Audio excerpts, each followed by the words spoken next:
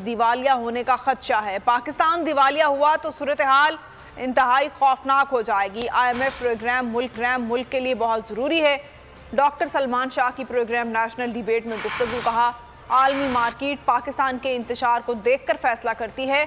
IMF ने programme पर तमाम जमातों की यकीन दहानी मांगी है। मुल्क की मईशत इंतहाई बहरान में है।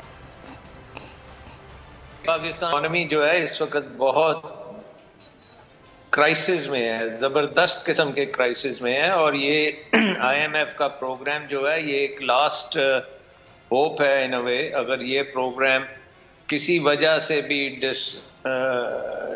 डीरेल हो जाता है या नहीं होता तो पाकिस्तान को बहुत ज्यादा नुकसान होगा और डिफॉल्ट जो है वो इमिनेंट है। और जो इस वक्त महंगाई है उससे कई गुना ज्यादा महंगाई हो जाएगी। IMF की तरफ से इंडिकेशन है कि तमाम पॉलिटिकल पार्टीज जो हैं वो जब तक इस प्रोग्राम के ऊपर अपनी इंडोर्समेंट नहीं देंगी तो ये प्रोग्राम आगे नहीं चल सकता। और इंटरनेशनल मार्केट जो है ना वो पाकिस्तान के इंतशार को देख के अपना फैसला करती है कि पाकिस्तान में किस किस्म की सरमायाकारी करनी है या डेट रिस्ट्रक्चरिंग